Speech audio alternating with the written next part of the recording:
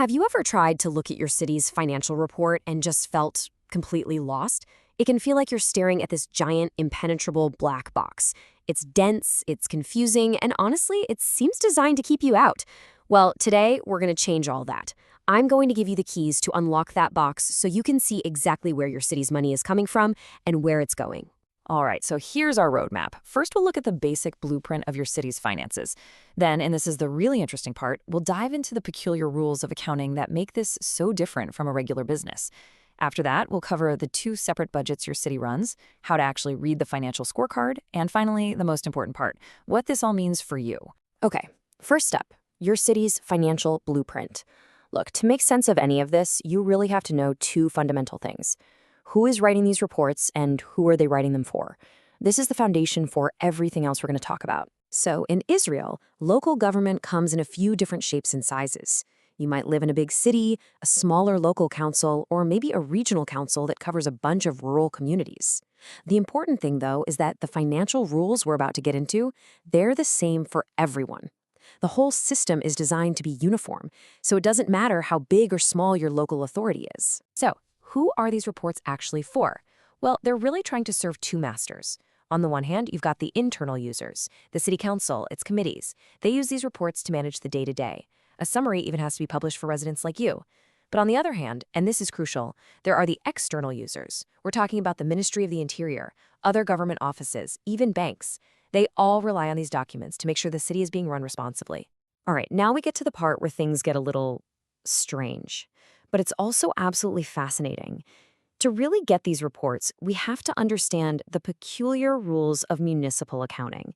And you have to remember the number one reason these rules exist.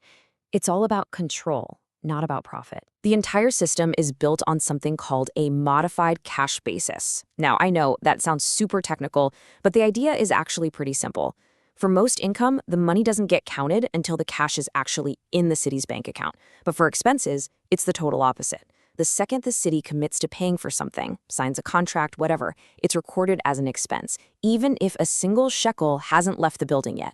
It's this unique hybrid system, and it's all designed to keep an iron grip on spending. And this really gets to the core of why this is nothing like the business world. A company's financial report is all about reflecting its economic value. Its assets, its potential for growth. A city's report, it's all about budget control. Period. And that means things like buildings and long-term loans are treated in ways that would seem completely backward to any corporate accountant. For example, check out this rule. Let's say your city builds a beautiful, brand new $10 million community center. In a business, that's a huge asset that stays on the books for years, decades even. But under these municipal rules, that entire $10 million gets booked as an expense for that 1 year. Just poof, it's gone. The building doesn't show up as a long-term asset because the goal isn't to track value, it's to track cash going out the door. And here's the flip side of that same coin.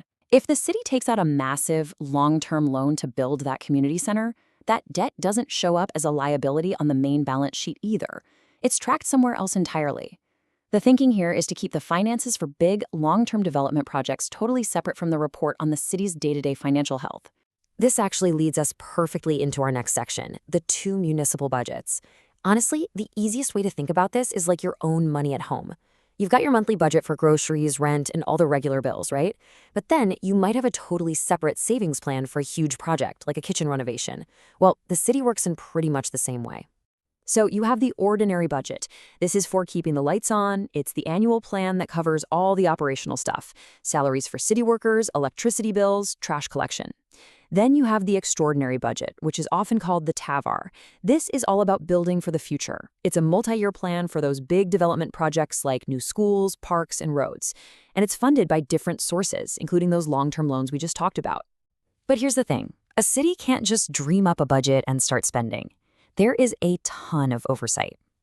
The budget has to be drafted, then approved by the local city council, and then it goes up the chain to the Ministry of the Interior for the final stamp of approval.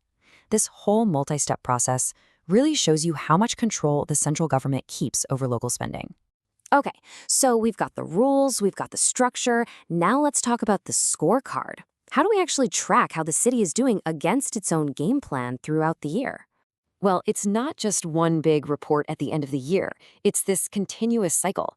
There are monthly reports just for the mayor's office, quarterly reports for the council, a semi-annual report that gets reviewed by an accountant, and then the big one, the final, fully audited annual report. And that has to be submitted by October 1st of the following year. It creates this constant rhythm of monitoring and accountability. So why all this complexity? Why this rigid structure? This quote from the Ministry of the Interior's own guidelines really says it all. The whole point of this system is to make sure that a financial report from, say, Jerusalem can be compared directly to a report from a small regional council in the Galilee. It's all about creating a level playing field so you can compare apples to apples. Now, if you're looking for one single flashing red light in these reports, this is it: 30%. When a city's total built-up deficit from its day-to-day operations grows to more than 30% of its yearly revenue, the auditor is required by law to issue a special warning. That is the financial equivalent of a 5-alarm fire bell, signaling that a city is in serious financial distress. So, I know we've waded through a lot of technical stuff, but how does it all come together? The real point of all this is to turn what looks like dry financial data into practical, useful civic knowledge. Knowledge you can actually use. And here's the payoff, because now you can look at your city's reports and answer some really critical questions. Is your city actually investing in the future? Well, now you know to check the extraordinary budget, the TAVAR. Is it having a hard time just paying its daily bills? Look for a deficit in the ordinary budget. And is it in real financial trouble? Now you know to look for that 30% red line. See? That black box? It's not so impenetrable after all. You just needed the right set of keys to understand the language it's written in. So the final question is really a challenge to you. Now that you have the keys, what are you going to find when you open up your city's financial reports?